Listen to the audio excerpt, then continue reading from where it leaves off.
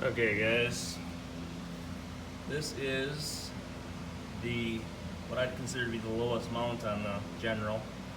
So just in front of the rear mount on the front A-arms, as you can see kind of where I'm at here, spring, this is the front corner of the A-arm, back corner of the A-arm. It's on the bottom of the skid. Factory springs. The way I had it set up, I got about 15 inches at the bottom. I consider that to be more or less the lowest point of the belly. So that's in the front. So what we're about to do here is put the Rzr Aide tender springs in this thing from 304 Off-Road. We give a shout out to them. Excellent customer service. So to the bottom, I got 14 3/4 roughly.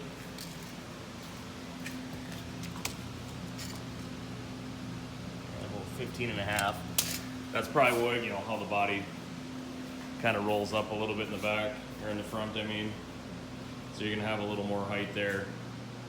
I'm gonna do a few more measurements, take some pictures of them. Obviously this is before. The suspension's got 1,200 miles on it. It's on 32-inch Maxxis carnivores, which have about 900 or so miles on them. Bumper fab, bumper, and winch in the rear. Polaris upper sport bumper in the front. GrizTech guards, Inferno heater. This is a ride command unit. Spike upper doors, or anything else that would have some weight to it.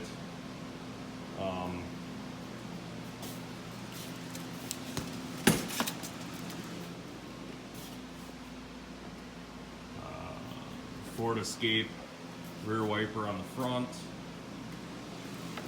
I mean, I guess that'd be about it as far as weight wise.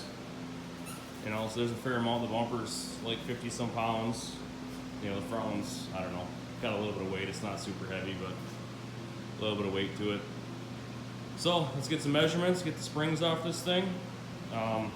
So these tenders, the factory tenders, you can see I'm only down, or up, I guess, depending on how you look at it.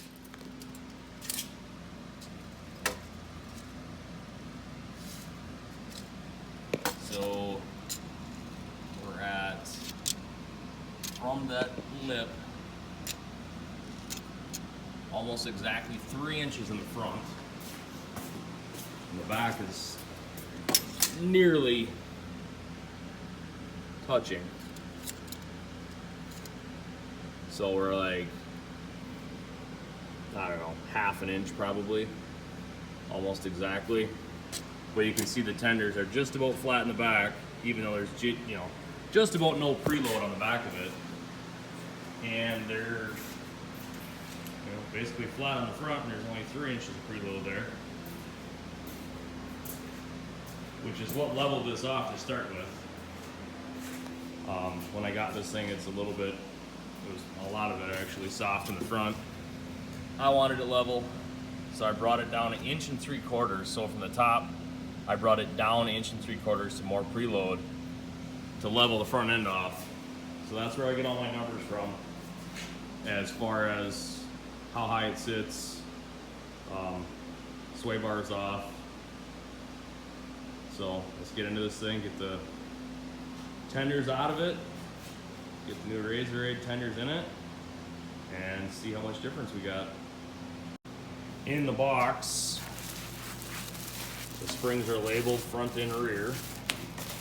There's a whole bunch of different colors you can get as far as powder coating. I opted for the silver to stay with what I have. My stock ones are silver.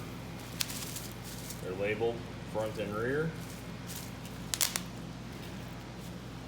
I'm going to guess they're a lot stiffer than the factory, so they hold themselves up actually.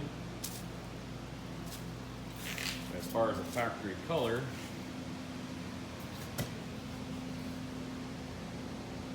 see, they're pretty darn close. Definitely not going to be able to tell when they're up in here. So we'll get the springs off, grab my spring compressor, get them installed, and we'll see what we got in the front to start with. Just about 32 inches at the middle bar on the front of this thing. Check the back. It's gonna be a little difficult because I got the Thumper Fab bumper, so it might be different than some of you guys, and I want to get a good starting point. So to the fender, you can see it has this crease in it, so basically straight out from the R on general on the box, you're talking just a hair under 42 inches at this little crease on the fender flare. So right there is where I'm measuring to. So I have lots of good baseline is what I'm looking for. Make sure that everything that I have is well documented so anybody can measure what they have. I mean, the way this is set up, it works good. But I've heard so many good things about changing the tenders out. Obviously, they don't do any good if they're smashed. So we're gonna put these things in and the ride should be greatly improved. And then if you wanna add some ride height for bigger tires, should be able to have quite a bit more room.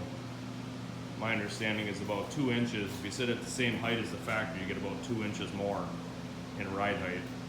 And then also the ride is supposed to be greatly improved. So we're gonna find out here pretty quick. Okay, so another thing I wanted to check out is how does it affect the width? Obviously you go up, it's gonna bring the A-arms down, which is gonna negatively affect the width as far as it's gonna be slightly skinnier track width. So no, this isn't real scientific, but I'm going with the bulge on the tire is what you're gonna be getting from this, not at the rim. So a lot of people say, oh yeah, mine's 66 inches wide. Well, it's 66 inches wide because you have, this flat surface, you have that much bulge sticking out on the tires. So I'm gonna measure with that bulge just because that's kind of the easiest way of laying it out at this point. So it'll give us a good idea anyway. Like I said, it doesn't need to be super scientific, but it'll give us a rough idea of track width. Other than it's moving my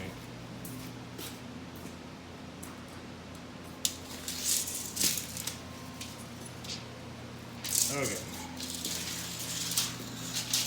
Sorry about flopping the camera all over the place. Try making somebody sick. Okay, so we're hooked there. So we're about almost exactly 67 inches to the outside of the bulge on a 32-inch carnivore. And again, I wanted to do that just to give an idea of how much is it going to move. We'll redo it. Again, not scientific, but you can definitely tell that the bulge in the tires adds a fair amount. Consider these things 64 inches wide. I believe that's the outside of the hub. So if you put bigger tires, wider tires, obviously it's gonna make some difference. My heater just turned off, so it's a lot quieter now. It's gonna make some difference in the width, track width for sure. Okay guys, so here's where we are so far. We got the springs off. So essentially, this goes like this. The tender sits on top of it, like that. So first thing you do, take tire off, get that out of your way. I did, a lot of people say take the whole thing apart. I took the bottom bolt out, spin your spanner nut all the way up. I did it after I did the spring compressor, just to make it easier to turn. Then it spins right up real quick. Once that's up far enough, you can take your retainer. So that's all that does, it sits on there like that. So push the rubber bumper up, that'll be sitting down here. Get that out of the way. Once the spring is up enough that you can bring this thing off its seat like that, you can slide it out of the way. Obviously you gotta have your spring compressed up enough to do that. And then everything just slides right off the shaft and you got this. So let's compare the old ones with the new ones. Look out, cats. Let's put them over here where we can see them good. So here is the difference in factory versus Rzr Aide. Look at how beefy these are. Look at how beefy the actual spring is compared to the factory one. I mean, you can't really compress either one of them very much, but that's gonna definitely make some difference in ride height and I'm sure ride quality when you have more of a true dual rate other than just, you know, it's a spring spacer when it's flat. So we're gonna put it all together and then I'll catch back up with everybody. Okay guys, we got one side in. Like I said, I had 3 inches here before, so I'm gonna do that exact same amount so I can see what difference there is. Obviously it'll require some fine tuning. It's gonna, you know, the springs are gonna have to settle in a little bit, just like from new.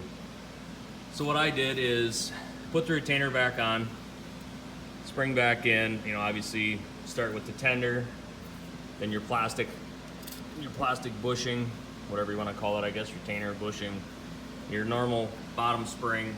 Then I put the bolt back in it. I left the spring compressors in there just so that it was easy to run down the retaining nut. The other thing you can do is you can push on the axle a little bit or on the A-arms, or kneel on it, I guess, or whatever you want to do to make this easier to spin. So once I got that on, you can tighten the bottom bolt back up and put the wheel back on this side and you're all done. Okay, new tender is in. The other thing that I did, I got this giant jack, is I hooked a ratchet strap after I hooked the shock back up, just to help pull this arm down, make it easier to move that retaining ring. That one's all done. Throw the tire on and start on the other side. Alright guys, so we're on to the back. Bottom shock bolt is out. That one I just took the tire off and loosened it up. And over here on this side, we got the spring compressors on. We got the rubber isolator, sits down here, it's got to be pushed up.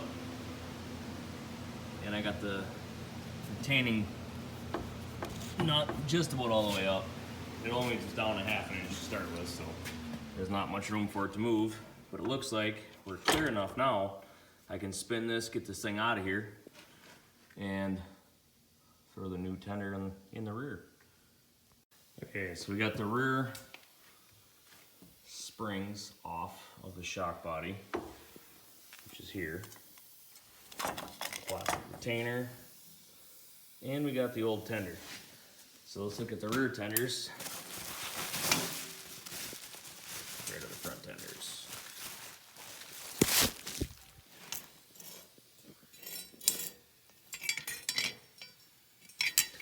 Set them on the box again.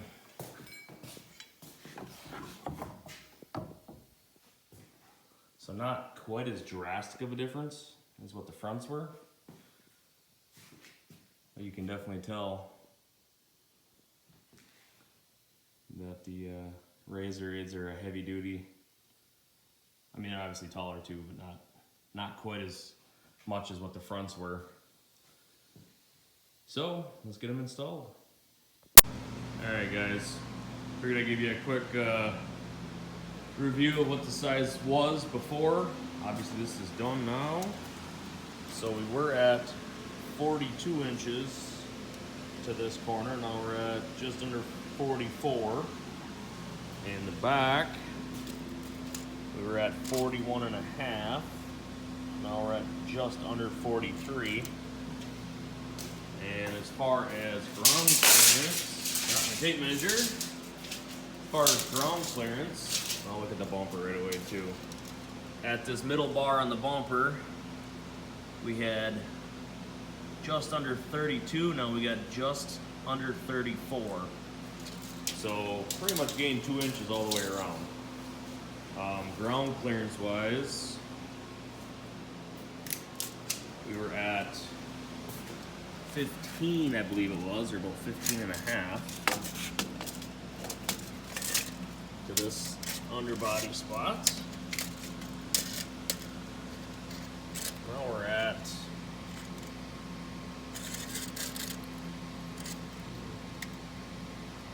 about 17 and a half. So definitely added some ground clearance. Now again, this is the exact setup as far as suspension settings as what I had from the factory, how I had it set up from the factory. So I had changed mine to level the front. I had 3 inches down on the front and a 1/2 inch down on the back. What I mean by down is from the top of the shock, I had ran down a 1/2 inch there, which is exactly what I have now. And up front, I had 3 inches from the top to the locking ring, or whatever we want to call this. So from here to here, 3 inches. So I set them exactly the same so that I'd know, what did the springs do at these same settings. And I got, overall, everything is 2 inches taller. 2 inches more ground clearance or more. And all the body spots that I checked are at least 2 inches. So what I'm going to do is probably go through and let them up just a little bit to the setting that they recommend from Rzr Aide, which I believe is like 15. So for a 32 inch tire, 15 and a half inches. So I'm going to go through and do that. I mean, it rides just a little bit firmer right now, set up the exact same way. I don't know, maybe I'll drive it a little bit. I mean, I ran it around the track some, I ran it through the woods some. Maybe I should just let it be for a little while, put a couple miles on it, and we'll kind of go from there. But getting in it, you wouldn't think that 2 inch jump would be a whole lot different. But hopping in, you can definitely tell. And you can definitely tell in the front suspension how much further the tires are away now too. One thing I need to still do is go back and check the track width, which I'll do now. I'll set that up and then jump on and show you guys that too. So we'll see, it was at 67 inches roughly to the outside bulge of the tire, to the outside bulge of the tire. So we'll see if that changed or if that's still relatively the same. Okay, so the track width before was 67 inches. Now we're at about 66. So really, it didn't change as much as I thought it would. I thought with it going up 2 inches, it was going to make more difference than 1 inch in width. So that's not so bad. I'm debating on putting some different rims, maybe even different tires on this. So it's going to widen it up a little bit, so I'm perfectly fine with losing an inch of width. It's still wider than some of the spots that I'd like it to be, but for the most part, I can go where I need to go, otherwise I run it over.